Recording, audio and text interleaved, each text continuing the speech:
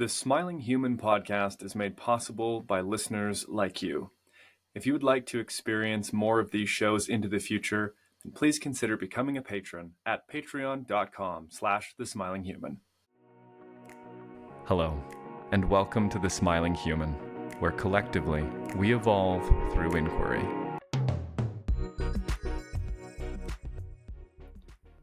Hello, everyone, and welcome to this episode of the Smiling Human podcast. My name is Oak, and I'm your host.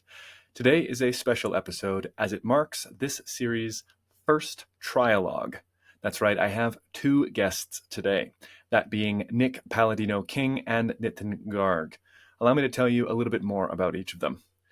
Nick Palladino-King is a CCC. This is a certified conscious executive. He's also a leadership and life coach who transforms and accelerates physical, emotional, mental, and spiritual success. His expertise comes from over 15 years of training and teaching movement, breathwork, meditation, coaching, and entrepreneurship. He's known as a coach's coach and is sought after for his honesty, ability to hold non-judgmental space, and transformational and healing presence. He coaches world-class athletes, CEOs, entrepreneurs, and conscious leaders worldwide. As for Nitin, he leads an integral leadership coaching practice anchored around an individual's determination to realize their full potential. He loves to have deeply authentic conversations with people that wake them up to their mission in life, and he helps these people break past inhibitions and fears so they can truly bring into the world that which only they can. Together, they host the Conscious Conversations podcast, of which I had the privilege of being a guest on earlier this year. It might be 2 years ago now. These two brothers are deeply inspiring, not only for their dedication to growth and their service, but also their genuine and open hearts. I hope you enjoy our conversation today as much as we had making it. Beautiful, brothers. It's such a pleasure to have you here on the Smiling Human podcast. And I want to open the show with the question that I ask each guest, and it's going to be a little different because there's two of you here, but what is the last thing that made each of you smile? I can go first. It was very recent, actually. Took my son to his first football game last night at the Levi Stadium here in the Bay Area. And he had no idea. He's recently really gotten into football, and I made all kinds of excuses to like get us close to the stadium. And then he's like, "Oh, that's so cool! There's a game going on."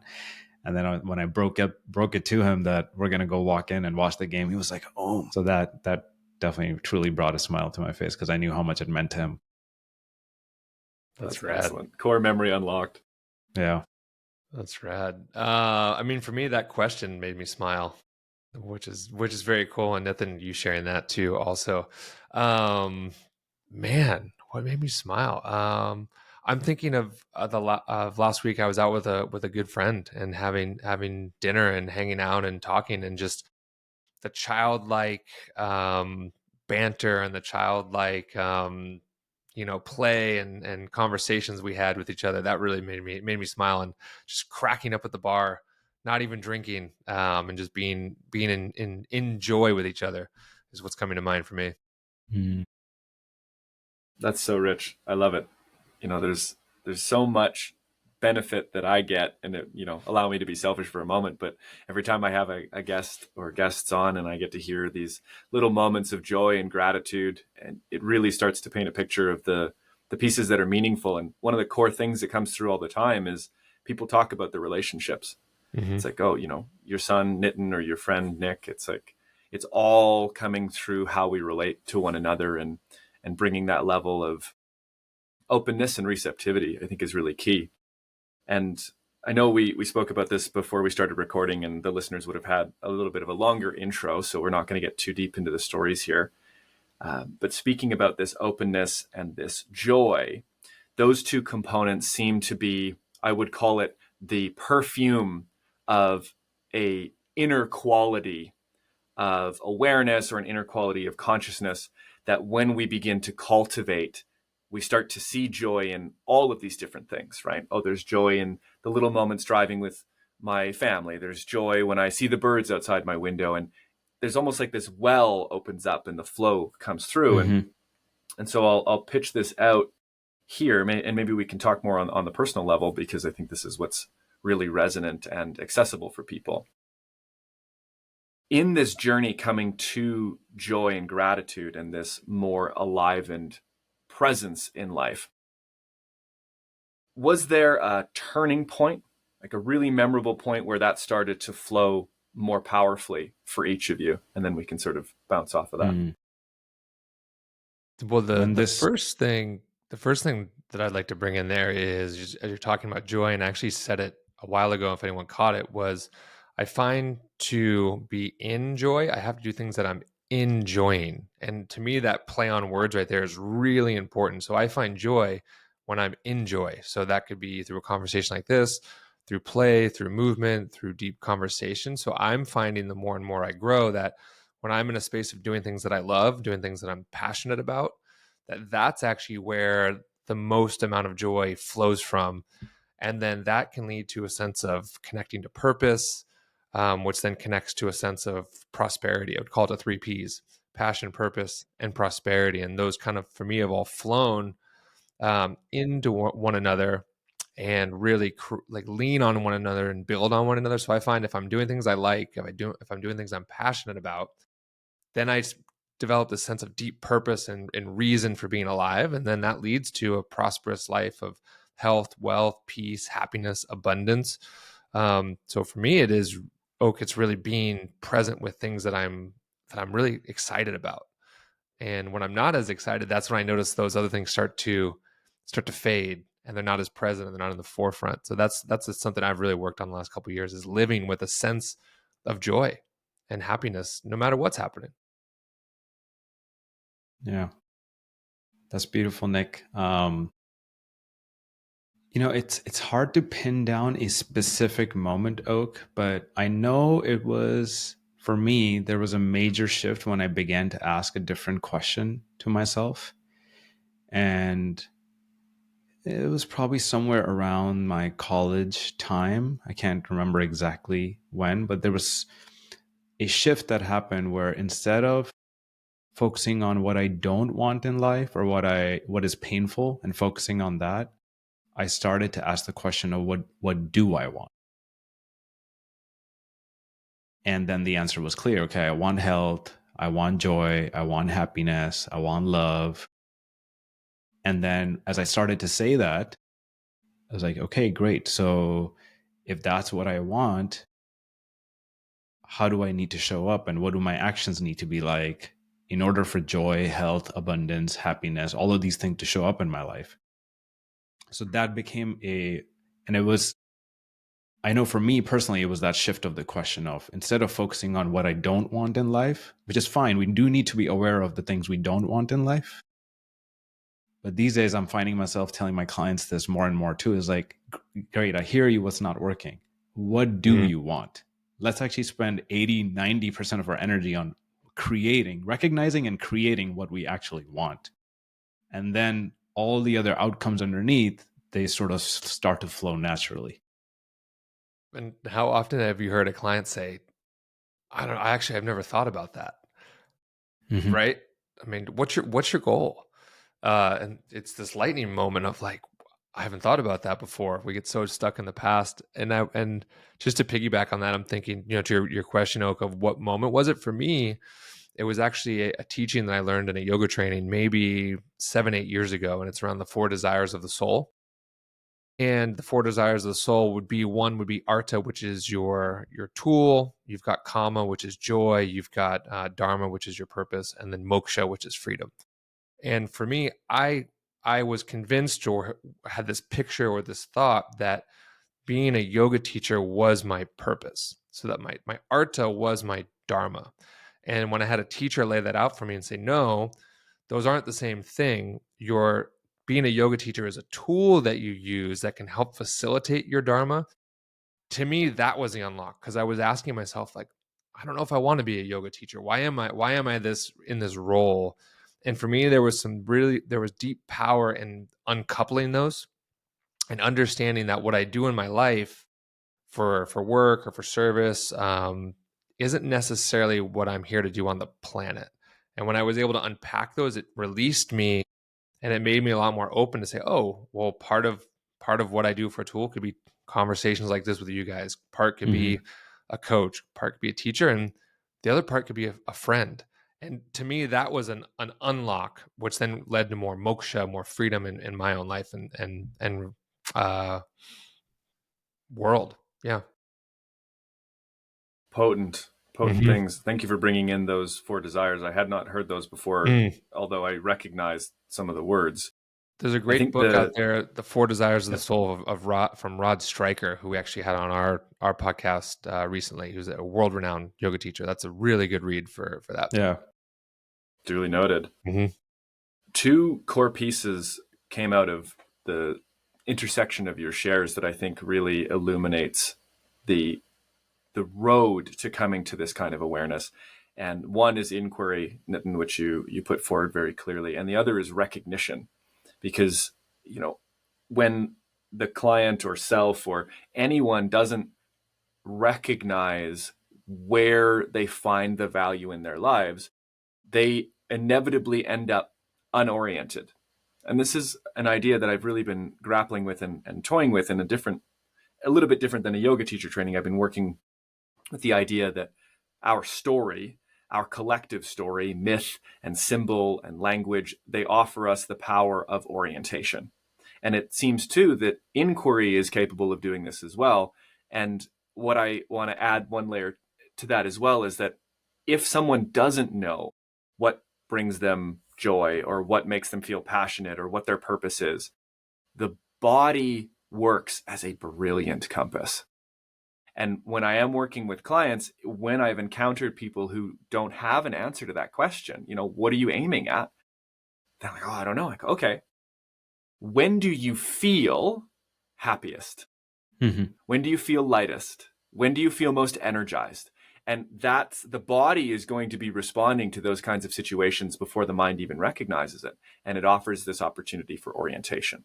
And orientation is crucial for anyone who, I believe anyways, anyone who wants to live a fulfilling life, because that fulfillment comes when there is not a single, but a meaningful direction that we can pursue towards something, towards Mm-hmm. authenticity, towards fulfillment, towards purpose, what have you. So those are some of the pieces that came through when I was listening to you guys. Yeah, I love that. The body doesn't lie, and that was something Nathan and I were talking about recently on another episode. Was around listening to our minds, our hearts, and our guts, and really Mm-hmm. putting those through an alignment of what are all three of those saying. And we all know sometimes the mind is telling us all these crazy things, but if we slow down, the heart and the gut really are clear on what they want or what they don't want, and you can get into that space of, oh, is this a hell yes or a hell no? Or is this a maybe? And your mind, I don't know about you guys, I find my mind will just spin. And once it starts spinning, it's like, man, that ship has sailed. I'm not figuring out this problem. Like the mind is trying to fix the problem the mind made. And I'll say to myself, when I think, I stop. And I think that's hinting at what you're talking about, Oak, of when I'm thinking, I stop. And what do I start doing? Getting into the body, because it doesn't lie. It's super honest with you, and we all know it, but I think we all want to deny it too. We think that the mind is this the end all be all. It's like the Wizard of Oz. It's like, man, it's a tool, and it can be quite limiting, and probably the majority of our pain and suffering comes from actually from our mind, not from our body. So I'm totally with you. Feel into it. What am I feeling? What am And I we're knowing? we're in such an era where I think the mind is so overemphasized, right? Mm-hmm. And for some good reasons, of course, as well. Because yeah, there's the intellect, and we can think through really difficult problems, and all the science that we're surrounded with, and the technology that's especially here in the Bay Area, I mean, it's overwhelming the amount of technology, especially these days with AI and everything that's happening, right? So there is this major emphasis on the mind and the capabilities of the mind, because we see all the results of it. And at the same time, uh, alongside that, there's been a neglect of the body, where people often view the mind as the most supreme thing to take care of, and this body is just, oh, it's just like I'm kind of just getting by, like it's sort of auxiliary. And what you're pointing at, Oak, is beautiful, and something that we need to really raise the awareness around is that no, actually, it's all one system. And this is where people get mightily confused because they think that all noble answers come from the mind. And the mind is just a tool for us to be able to differentiate and analyze and decipher. That's why the mind is good at pros and cons of everything. It doesn't hold the final answer. It can tell you logically, maybe from a certain angle, like, okay, financially, this is the best answer. Or like, if I want the most power, this is the best answer. Or if I want X, this is the best answer, right? The mind can analyze a situation and get us to that. But if we're talking about our work of the soul and what is truly aligned and our purpose and what's going to be most meaningful in our lives, that doesn't come from the mind. That comes from the other parts of our being, the heart, the gut, this whole spinal intelligence, right? All the chakras, all the energy centers here. The more we have access to those, the more clear it becomes what our dharma is, what our purpose is. And then I say, then use your God-given mind to execute towards it intelligently. If maybe it's in your cards to quit your job, but it doesn't have to be. Maybe you have all the money in the world and you can afford to do that. Great. If you don't, then use your mind to execute towards your dharma strategically, right? So I think people need to realize that the mind is a tool, and we have other higher intelligence centers in the body that maybe we do have access to them today. If so, amazing. If you don't, they can be cultivated, and then you can have more clear access to your heart and your other energy centers, so you know what is it that is truly calling to you. Yeah, I love that you're bringing in the chakras there, Nitin, as well, of really getting into these different energy centers and places of knowingness and lenses in which we can activate ourselves in the world. And then I'm even hearing this sense of beyond the mind. That's where the purpose and the dharma lives, and it's as we actually calm the mind, calm the fluctuations of the mind, as they say in yoga. That's when we actually hear what's called buddhi, which would be intellect, or di, which would be source. And that's when we actually start to connect to, oh, how do I know this? I don't know this, but I know this. How do I know that my next step is to do this? It's like, well, source told me that, not from mind, but from source. And there's a relationship that needs to be cultivated there as well. I noticed when that first started happening for me, I would doubt it. Wow, what is this? I don't know if this is true. Where's this coming from? And we get so good at doubting ourselves and so good at saying, nah, that's not real. It's like, no, it is real. And there's a relationship then that gets built with trusting your body, your energy centers, and your connection to source. And Nitin's totally right. The mind's job is to kind of come in and say, no, you sure about that? Here's the pro, here's the con. And that in itself is duality, which is limited. And that's really important. The mind, as great as it is limited by duality. So we've got to get to these other places and spaces of connection if we want to expand into different realities. And I don't know about you guys, but I've noticed the clients I've worked with that are the most intelligent, they have some of the most struggles. Like they're almost too smart for their own good. And what I've noticed about you, Oak, is you're a very unique blend of highly intelligent and highly emotionally intelligent. And that's very rare to see. But the clients that we all have that are so smart, it's like you got to almost dumb them down a little so that they can then start to not rely on the mind so much. And that there's an unlearning that happens with that project as well. Thank you, Nick. That was a Yeah. very generous reflection. I'm reminded of a quote by Stephen Herod Buhner. He was actually quoting somebody else in this thing, so it's a quote of a quote. But it's something like, the mind is not just embrained, but it is embodied. And when we take that idea that the mind is embodied and not just embrained, we start to touch on the idea that there's multiple minds. There's the thinking mind, there's the heart mind, and then there's the instinctual mind. And that each of these, like you mentioned, the energy centers speaks to that. We can divide them down into 7 or into the 108 minor centers. There's all of these different points or voices or qualitatively different, but I would say characteristically different, but qualitatively same, because it's one whole system, voices that are all directing us towards an inner harmony. And I'm also reminded of when we bow, if we're doing namaste, we lower the mind to the heart. And when you talk about the mind as a tool, this is exactly that. And I coach on this as well, and I try to put this into practice in my own life. You're right. I have worked a lot to develop my intellect, and I read a lot, and I think a lot, and I write a lot. And in so doing, I have discovered the very real limits of the thinking mind. I cannot get to the places of joy, of peace, of wisdom through reason, because the heart has reason that reason knows not. And so there's a necessity to surrender and to almost be supplicant, to say, I will put all of my faculties of keen-eyed, clear vision, reason, intuitive download, whatever it is that I've got gifted with, in service to a wisdom that is non-dual. Mm-hmm. Right? This is the key piece. Even when we look at the architecture of the brain, we have two hemispheres. They're talking. Well, we have more than two lobes, but two halves in that kind of sense. Yeah. We have the sense of self and other that is built into the different architecture of the brain that the heart just does not have.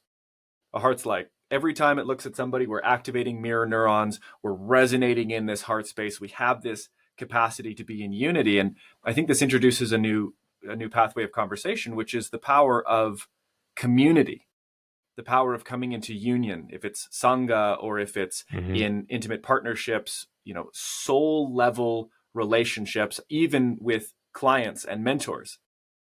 The necessity and power of existing in a harmonious relationship almost gives birth to that unity to be realized. So that was some of the pieces that came through. Yeah, beautiful. Yeah. This is something actually I'm leaning myself into further as my own growth edge, is this sense of community and coming into community with and recognizing the reasons for why we come into community. I'm actually reading a beautiful book right now, which I just started, so I don't have a ton of wisdom to quote, but it's called The Art of Gathering. Why we come together and how to create beautiful gatherings. That's something I'm leaning into. But one of the things I realized, Oak, just in my own journey, why I ended up down this path of working with people in this really intimate, deep, one-on-one way. That's where I found true community. I feel like two hearts could really open up, be vulnerable, be really honest about their experience of life, the triumphs and the challenges. And something I recognized in my own journey in my corporate days was I was the guy who never ate at my desk. I was always booking a lunch with someone.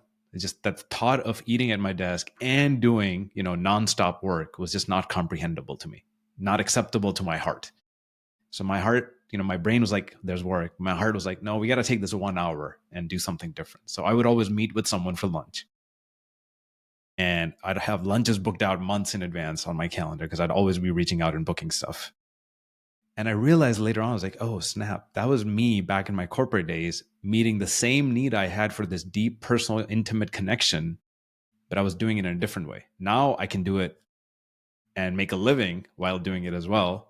But that didn't come about until much later. So double dip. Yeah.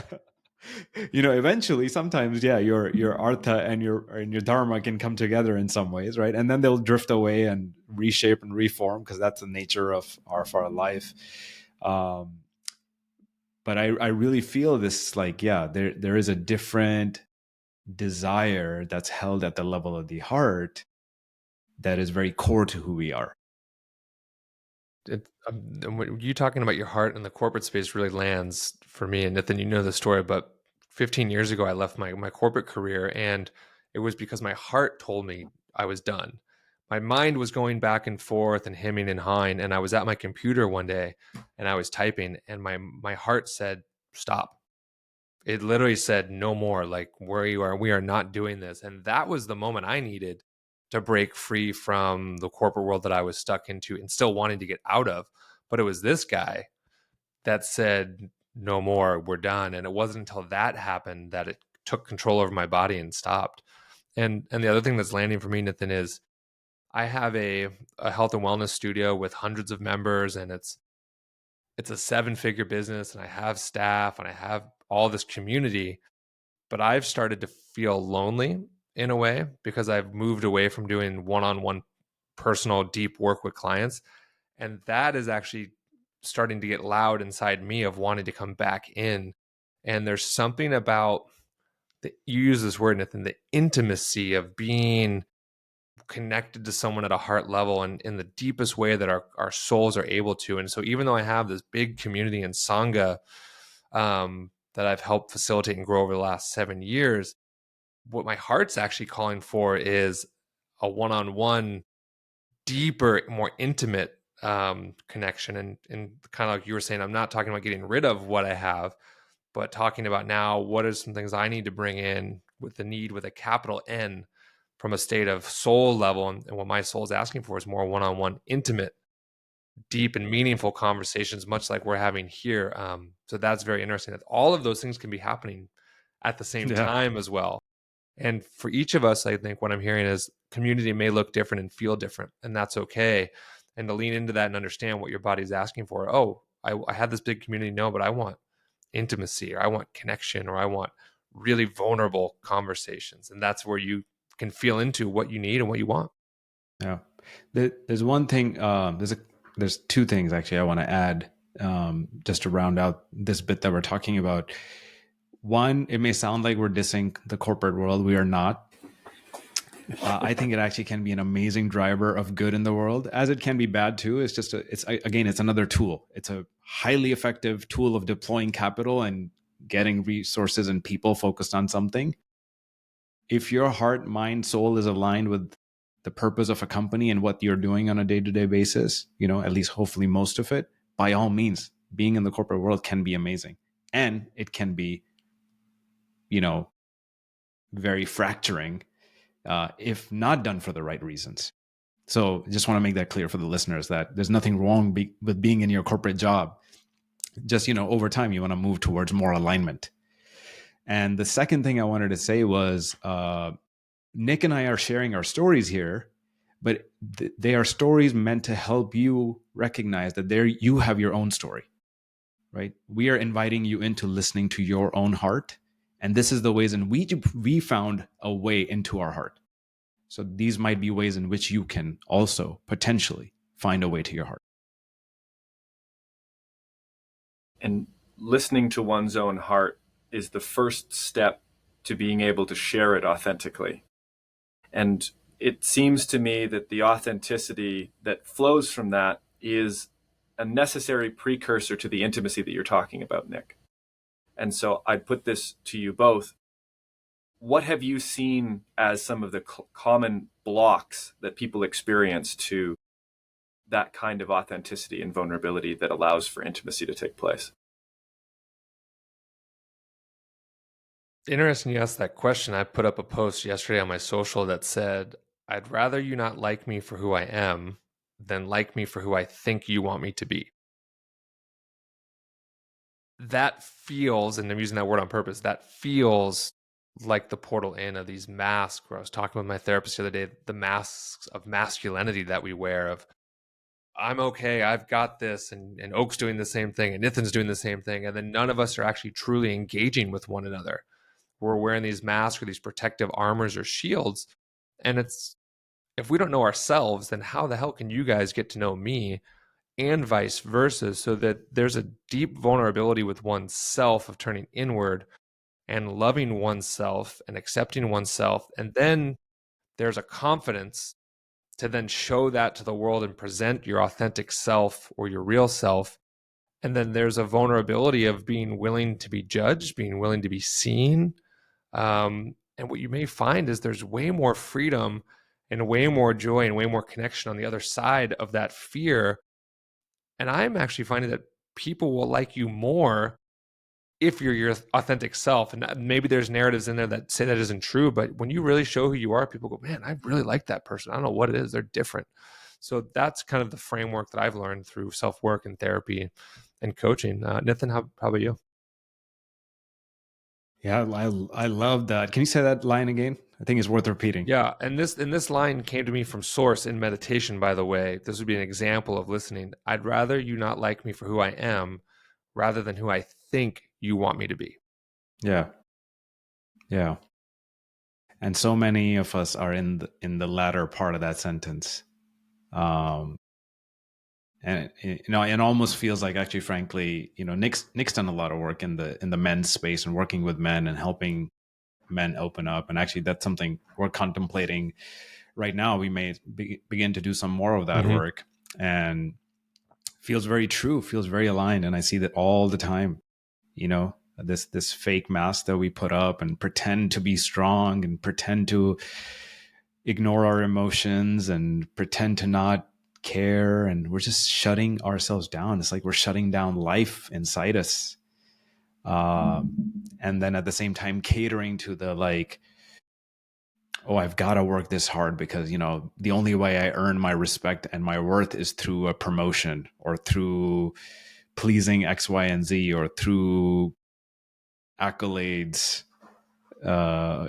etc. Those are all great, but again, just like what we were talking about earlier about the corporate world, if we're doing it from a place of inauthenticity, like it's not true to who we are and what we truly desire, then what are we really doing?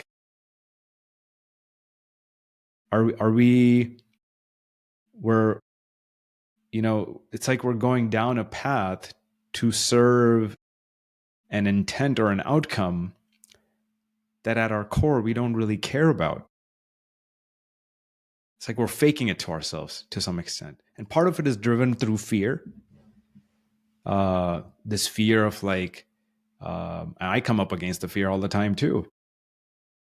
Geez, is this okay to say? Is this okay to express? Just like what Nick just shared. Like if he put it on his social, it's like, oh shit, like he's okay not being liked. And many people have a very difficult time with that piece of not being liked. They want to be likable to everyone. And in doing so, they lose themselves. And there's a distinction to be made. It doesn't mean that you have to be disrespectful to others, but it's just holding your ground. It's just, hey, this is who I am. This is what I believe. These are my preferences, and they may evolve over time, but this is my truest version of me today. Like my friends know, my really good friends, including Nick, they know that we could have a really, really difficult conversation, and they know I love them. Because just over the years, we've developed that level of trust, and in my inner circle, it's a thing that if we cannot be that authentic with each other, you're not in this circle. Like I can't handle fake people. I think that's the thing I get repelled from the most. The moment I sense like the tiniest bit of inauthenticity, I'm just like, okay, fine. Maybe I have to deal with this person, but they're not going to be in my circle. Yeah, I'm reminded we had a tough, not a tough convo, but a real convo a couple weeks ago around our podcast, and I had said something, or I cut Nitin off or over talked or something, and Nitin goes at the end when we were offline, he goes, "Hey man, I didn't like that. That bothered me," and it was cool to be like, "Oh, well, tell me why. What happened? Okay, I can hear that." Rather than, well, I don't give a fuck. But it was like, yeah, tell me the truth. Like, great, now I know what works for you and what doesn't. I actually know where you're coming from and where your boundary is and where mine is. And what I'm thinking of, Nitin, as you're talking, is it's almost like we have this equation that we're told as children, like, do this, do this, do this, do this, go to good school, get a good job, get married, get a dog, and you will be happy. And what I'm noticing in myself and others is they do this equation, especially the highly successful people, and they get to the bottom and they go, this equation didn't work. I'm not only happy, I'm unhappy and I'm miserable. And if you look at men, 70% of suicide is male. It's like there's reasons why this is happening. So what we're getting at here, and we can maybe bring in, is redesigning the equation for oneself of what is your equation for happiness or success or whatever you want to put at the bottom? And then that's the inquiry of, who am I? What do I want? Why am I here? Why don't I have it? We can ask those questions and we can make a new equation that we are actually the ones choosing for the first time in our life to put on there. And then we can get to the bottom and go, oh, does this work? Yeah. Oh, kinda. What do I need to tweak? I need to shift this. Does this work? Or to Nitin's point, it works right now. It doesn't mean it's going to work tomorrow. And that's a really conscious, engaged, present moment way of working with oneself of, what's my equation for what do I want? And then when I get there, great. Is it working? Is it not? If it's not, what do I change? If it is, carry on. And that's really important to get to when we're talking about what doesn't work. That can be a hell of a moment in life. I did everything and I'm unhappy. Good. Now you really know. I have a friend who's a multimillionaire, and he said to me one time, he said, Nick, people say all the time that money isn't the key to happiness. And he goes, but they don't actually know that for a fact. He goes, I know for a fact I have all the money I need, and I know that doesn't make me happy. And I remember being floored by that vulnerability and the honestness of, they don't know what they're talking about because they don't understand that I have all the money I need and I'm unhappy. And to me, that was a moment. You talk about Oak, of what opened me up, that share. I'm going, oh, if I had $1 million, I'll be fine. And he's going, trust me, from experience, you won't be. Yeah. There's no substitute for the inner work. And, I'd say to people, it's like, build your financial foundation. By all means, make good money, be well off, be safe, secure, Yeah. Get your have house, money get your for a root in rainy order. day. Yeah. Get your stuff, get your life in order. Yes. And that will enable you to be able to be with these deeper questions even more. But you will have to do the work even then. Right? There's no escaping the work, that's for sure. And we're all sounding like Byron Katie now. She talks about the work. Yeah. Well, Work's they call never money an finished. amplifier. Well, shit, then it doesn't work. Yeah. I've been really thinking about this idea of money as an amplifier, and whatever is going on inside will just become amplified. The qualities of character, the quality of mind, everything just gets a little bit louder because money is an energy that allows us to amplify, express, or attract or put out whatever it is that we have internally. And so some of the most powerful people, and I mean powerful for the good, are those who have clarified their intentions and worked on the quality of their character such that when they do come into wealth, the impact that they have in the world is reflective of their own ethic rather than something they came to, like, oh, I have $1 million. What do I want to do with it? It was this natural outflowing and sort of an expression of their natural being.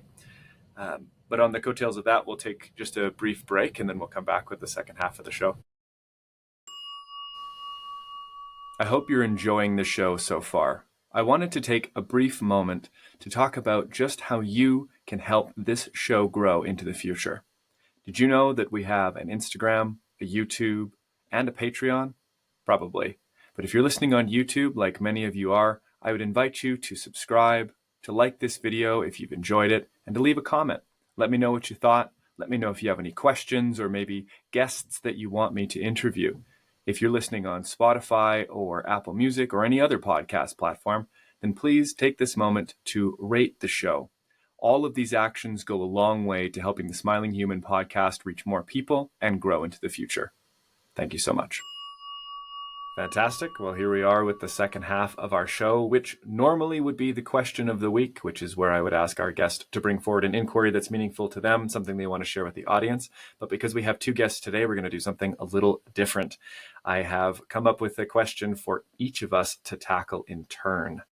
And so, brothers, let us examine what makes a good life. You were speaking, Nick, earlier about an equation, if it's the house and the dog and the money and the wife and all of these things that don't end up producing happiness or fulfillment. Well, what does? And so I thought, let's each put one idea forward as a piece of the equation for a meaningful life. Maybe I'll start. Yeah, please. Get us rolling. Yeah. Yeah, Sure. great. Would love to hear your thoughts. My first piece would be honesty. Radical honesty is necessary. If we are to have any hope of experiencing positive emotion, meaningful relationships, intimacy, fulfillment, or success in any area of life, what it requires of us is that we are honest with ourselves, we are honest with the people in our lives, and we are honest about our mission and means of achieving that mission. The reason I emphasize this so strongly, not only in this conversation, but in all of the work that I do, is because I genuinely believe that value, the most important thing we could ever have, the thing that contributes to happiness, to fulfillment, to intimacy, value, is a branching from truth. And that when we commit to honesty, when we commit to truthfulness, we are committing ourselves to a relationship with the most powerful energy of the human spirit or of the natural universe as a whole. And that this has such a generative quality to it. It is harmonious, it is generative, it is abundant, and it is harmonizing in a way that even if we don't know what we're doing, even if we don't have a plan that goes from A, B, C, D, E, F all the way to Z, it will open and reveal itself so long as we are oriented towards and committed to that truth and that honesty. So that would be my contribution. Love it. And it's so simple and succinct in one word. If anything, if I can add maybe just one dimension that was coming up for me to that was honesty, both with ourselves first, and then maybe focusing on honesty with others, because we can again go to the external first, be like, oh, I have to be honest with everyone else. Like, no, like start with yourself. Are we honest? But thank you for bringing that in. That's beautiful. I wrote it down. Something that's coming, what I would offer, this is just my own mantra that works for me, keeps me grounded, keeps me, it's like a daily centering exercise, a reminder of what I'm coming back to. It grounds my priorities, grounds mental focus, everything. And it's simply, it's part of a prayer that I do, but I basically say, thank you for helping me cultivate strength, love, and wisdom. And I'm pointing to the chakra: strength at the root, love at the heart, wisdom, the higher perception centers, so that I may fulfill my higher purpose in life. Thank you for blessing me with strength, love, and wisdom so that I may fulfill my higher purpose in life. And I say strength, really also referring to health. So our daily health regimen of eating right, exercising, getting the right amount of rest, sleep, all the essentials that enable this body to work at its very best. And I say body, frankly, me, to work at its very best. What am I talking about? And the second, love, because more and more, this is actually the part I was talking about this the other day, where I have sort of a return to love. As a kid, I was very sensitive, was very open, got hurt, got shut down. Now I'm opening back up. And the return to love, I'm noticing, is essential for fulfillment in how I show up with love for not only the people I agree and already love, which is essential. Let's at least just start there, love in the home, love with our kids, wife, our close friends, our neighbors. But then also ultimately, can I hold the space of love for those that I disagree and maybe even dislike? We had a conversation around empathy very recently where we dove deep into this, so that's very present for me. That's my growth edge.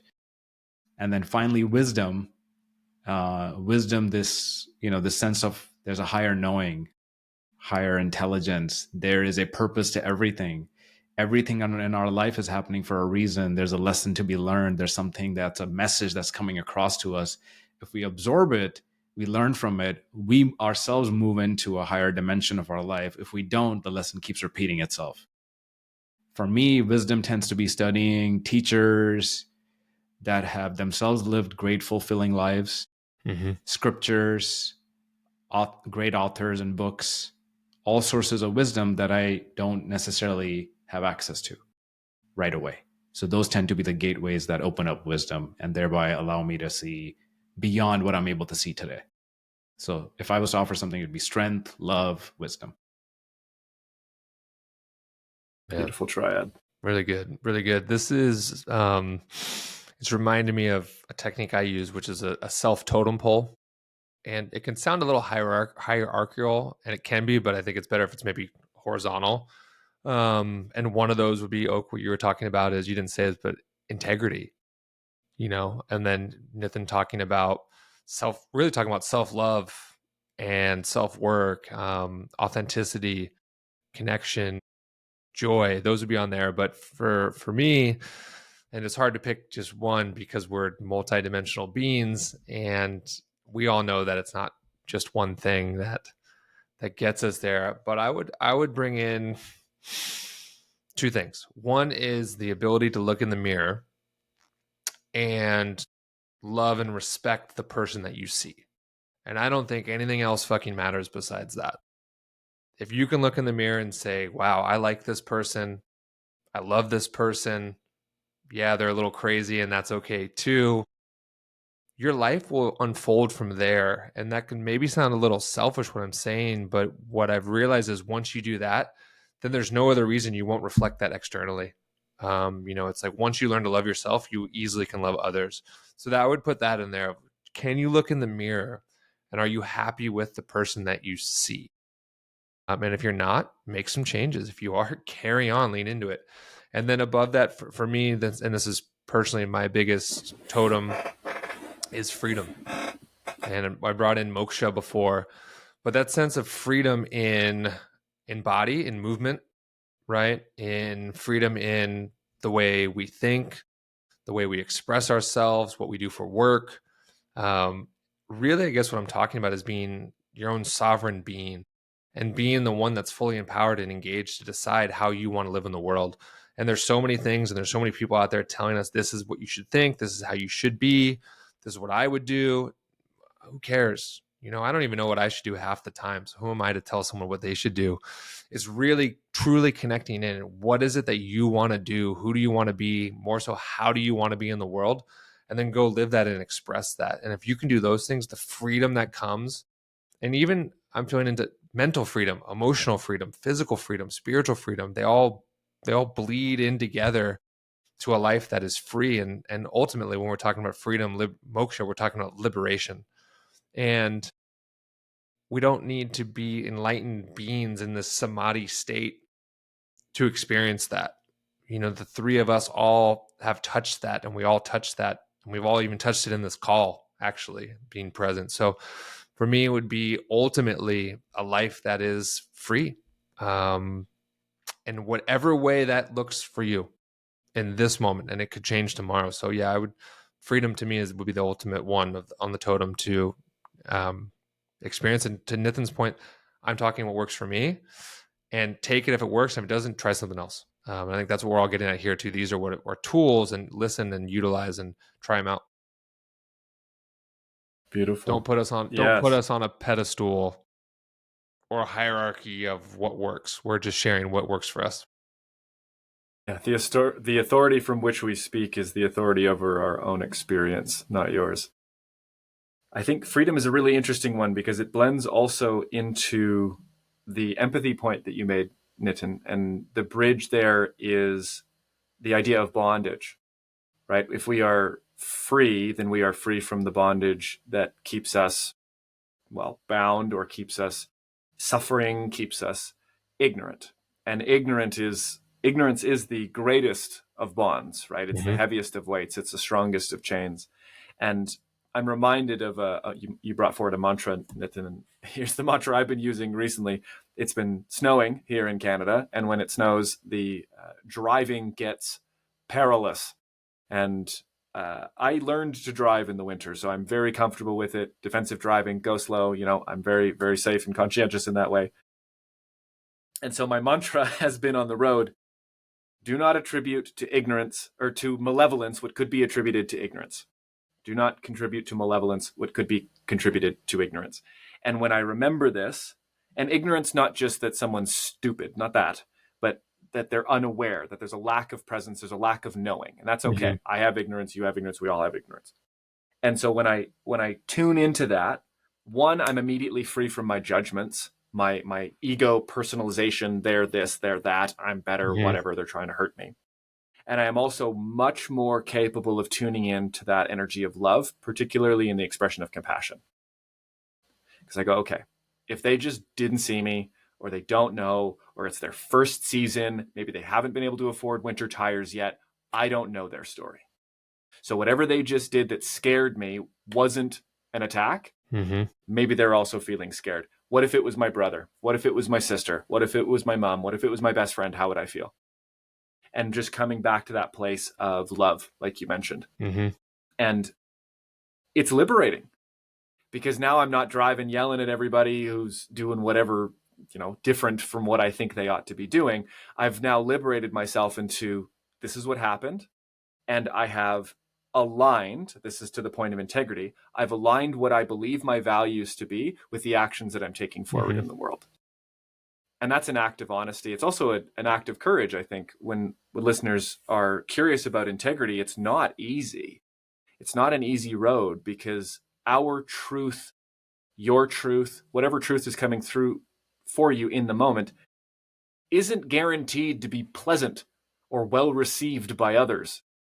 And that's kind of the point you mentioned before we hit the break too, Nitin, is that if we are willing to prioritize honoring our own truth and living in integrity with that, that promotes our capacity to love ourselves, because we haven't distanced ourselves from that authenticity. We haven't lied to ourselves or masked ourselves, and we're able to embody our genuine strength and open the doorway for that wisdom, Nitin, that you're talking to, because we are saying yes to what is real about us, rather than trying to conform it to what we think is acceptable.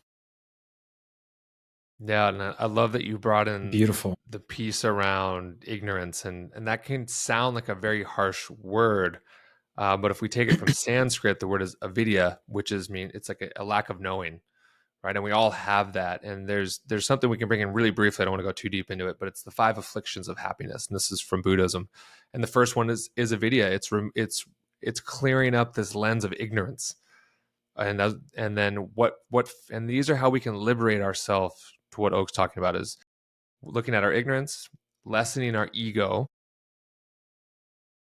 understanding what our attachments are, understanding what our aversions are, and then lessening our overall fear of death. So those are the 5 afflictions. It's ignorance, ego, attachment, aversion, and fear of death. And as you can lean into those are tools to become more liberated. And will we all have those? Yes, unless we become enlightened beings and we don't come back for another turn around this wheel, then okay, we've worked it. But for the rest of us, working on those 5 can set you free and liberate you from so much pain. Beautiful. Thank you, Nick. That's excellent. And by the way, I know yeah. There's just one bit I want to add to that. Is like, and I'm actually curious to know. Would love to hear your take on this as well, Oak and Nick. Like, I feel like, yes, we're talking about all kinds of concepts here, right? And our approach to life and what works for us, and all the things we have shared today, and the 3 different ways of approaching life that we also shared in this very call, right? And listeners are welcome to choose and apply. And that still, I would say, at least for me, comes from a place of, and I'm sure you feel similarly, it comes from a place of still that we are constantly learning.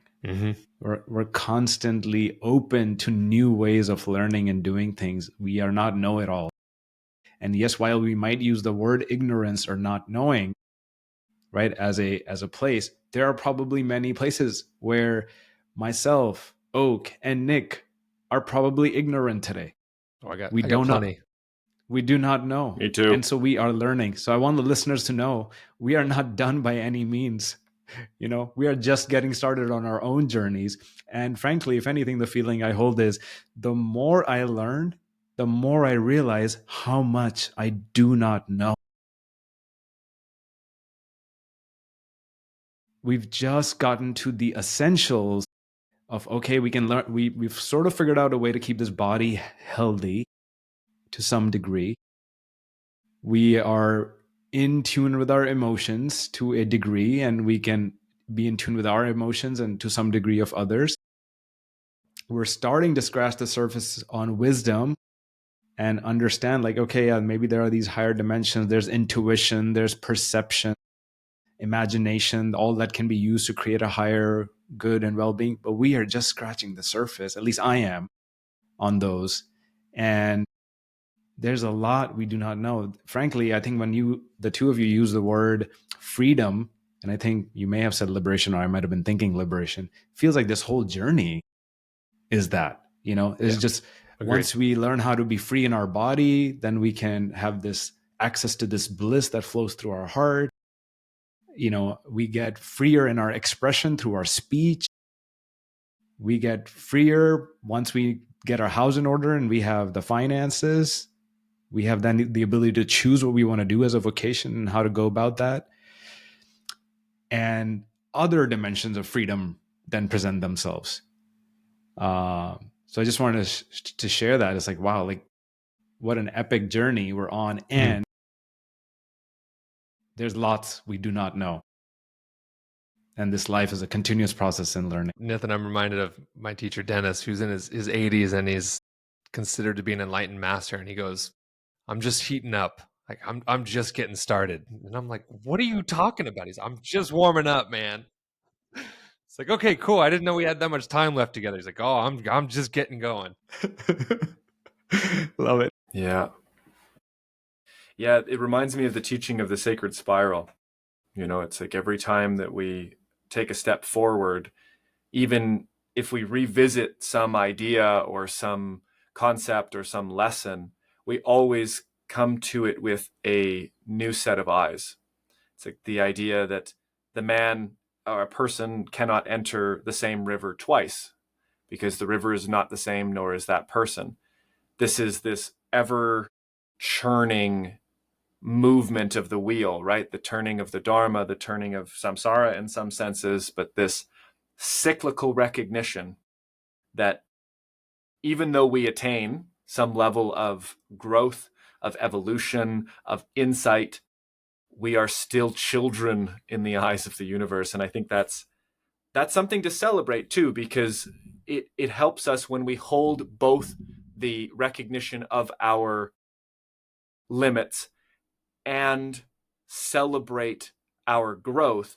That can support the balancing of the paradoxes that we can face in life. It's like we don't have to get too aggrandized to say, oh, I've achieved, I'm a masterful, intelligent man, or I'm insignificant and have no way of ever reaching this higher level. It's neither of those, but it's kind of both of them at the same time. Mm-hmm. And learning to find that madhyamika, that middle path, speaking of Buddhism, is one of the pieces that has brought a lot of peace in my life. It's like yes and as the foundation of improv, right? Yes and. Yeah, I love that. I'm having a massive tattoo done on my leg, and it's pretty much what you just talked about, Oak. It's the Ouroboros, the snake eating its own tail. But for me, what it's representing is there's this divine time and this divine experience, and then there's this human experience, and the tattoos culminating of them coming together. And for me, it is a reminder of those might be on different wavelengths. What I want in this world may not be happening because it's not in line with what the divine plan is. And holding both of those to be true at the same time in that paradoxical state. And then for me, what it ultimately represents is that the present moment is where those two come together, where the human and the divine come into one. And really, when we're talking about liberation, we're talking about returning to a oneness and in ourselves and with our connection and unity and being in yoga, being yoked in union. Brilliant. Well, on the coattails of this enlightening and expansive conversation, I would turn the mic over to each of you for an opportunity to share with any of the curious and eager listeners who might want to connect with either or both of you more deeply. Where can they find each of you? Yeah, folks can reach out to me on Instagram. Pretty active. I'm sure Oak will put in the links. And they're welcome to check out our podcast as well, where Nick and I have, similar to yourself, just conscious conversations. We're trying to help folks create meaningful shifts in their lives, in different aspects of life, whether that's leadership, love, health, purpose. That's our aim too, is we want to elevate the consciousness of the planet, just like you are doing, Oak, here, one meaningful conversation at a time. And if anything, as the last word that listeners can reach out, as appropriate to either of us, is, and this is coming from you, something I've learned from you, Nick, actually. Wherever we are is perfect. Mm-hmm. It may not feel that way. It may not be enjoyable. It might be painful, but it's perfect in the sense that it is meant for our growth. It is meant for your next level of liberation. Mm-hmm. So you as a listener, whatever you've heard today, not all of it is applicable for you. Take the piece that's going to help you the most, use it, and apply it in your life. That's how you bring change about. And then, if you require additional guidance, if you feel like there's something you want to dive into deeper, reach out to any of us. Yeah, love that, man. For me, same thing. Instagram, Nick Palladino-King, or my website, nickpalladino.co. Great place there to connect. Tons of blogs, tons of writings on wellness. Our podcast, Conscious Conversations with Nick and Nitin. And check out the episode we did with Oak, in the past 6 months or so. There's a great episode on there around language and mindfulness. So I would encourage you all to go check out that episode that we did in collaboration with each other earlier this year. Excellent. And as always, all of the information will be in the show notes and the video description. And that concludes this episode of the Smiling Human podcast. Thank you so much for listening. But before you go, I have 2 invitations for you. The first invitation is to receive a free gift. I've created a free insight journal. This is a 30-day self-reflection and introspection journal that you can download at no cost in the description below. Go have a look and join the journey. The second invitation I have for you is, if it feels within your means and possible for you, then please head over to patreon.com/thesmilinghuman. Becoming a patron will give you access to perks like behind-the-scenes footage and access to live Q&As with me monthly. You also get voting privileges to help pick new guests or to help guide other episode content. Truly, the support of listeners like you, paid or unpaid, goes a long way. So if you can like, share, subscribe, and give a rating on the podcast app, all of that goes a long way. Thank you to each and every one of you who's been on this journey with me. See you again soon.